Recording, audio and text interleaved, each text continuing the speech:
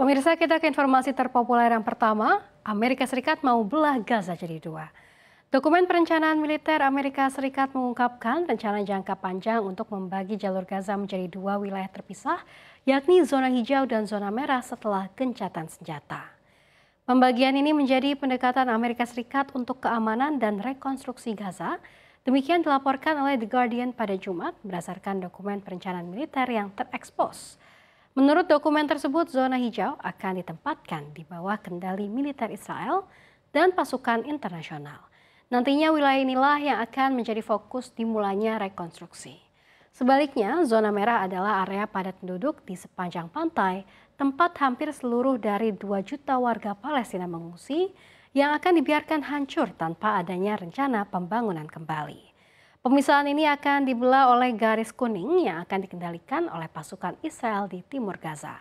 Rencana pembagian ini menimbulkan keraguan serius terhadap komitmen Washington untuk mencapai penyelesaian politik yang langgeng yang mencakup pemerintahan Palestina di seluruh Gaza.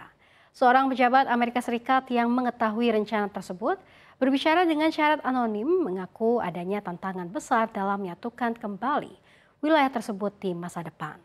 Selain itu, dokumen tersebut mengindikasikan bahwa AS tidak berniat mengirimkan tentara AS atau mendanai proyek rekonstruksi besar-besaran.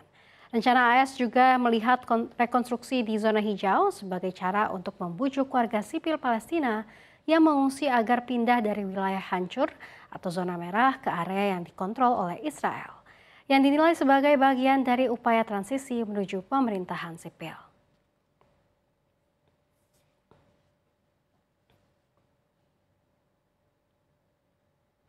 Kita beralih ke informasi selanjutnya, China larang warganya ke Jepang.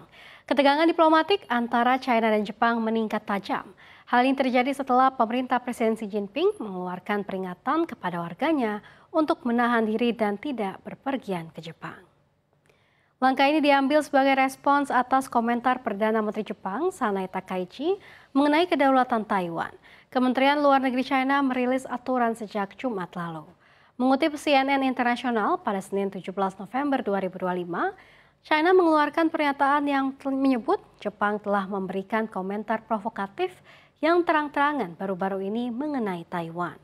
Hal itu telah merusak suasana pertukaran antar masyarakat dan menciptakan risiko tambahan terhadap keselamatan dan keamanan warga negara China di Jepang. Langkah ini dilihat sebagai balasan paling substantif Beijing terhadap pernyataan Takaichi. Sebelumnya, PM wanita pertama itu menanggapi pernyataan di parlemen dengan mengatakan bahwa serangan China terhadap Taiwan akan dianggap sebagai situasi yang mengancam kelangsungan hidup Jepang. Dan oleh karena itu, Jepang dapat memicu respons militer dari Tokyo. Beijing memandang Taiwan sebagai wilayahnya dan merupakan garis merah dalam hubungan luar negeri. Meski Taipei memiliki pemerintahan sendiri, pernyataan tersebut dianggap China tidak dapat ditoleransi. Peringatan perjalanan ini membuat sektor pariwisata Jepang berpotensi terpukul signifikan. Berdasarkan data resmi yang dikutip oleh NHK, hampir 7,5 juta wisatawan dari China mengunjungi Jepang antara Januari hingga September tahun ini. Jauh lebih banyak dari negara atau wilayah lain manapun.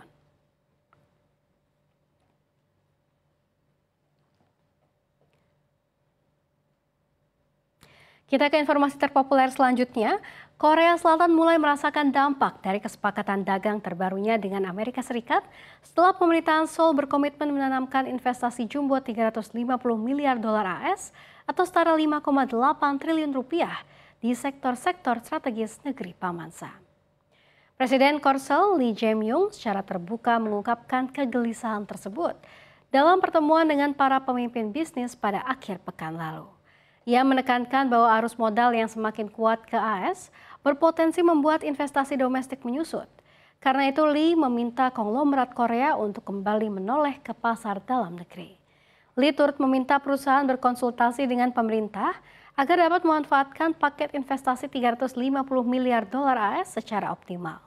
Meski investasinya ke AS kian besar, raksasa teknologi Samsung memastikan bahwa mereka tidak akan meninggalkan pasar lokal. Chairman Samsung Electronics Jay Lee menegaskan perusahaan akan meningkatkan investasi domestik, menciptakan lapangan kerja berkualitas bagi anak muda, dan memperkuat kolaborasi dengan perusahaan kecil, menengah, serta startup.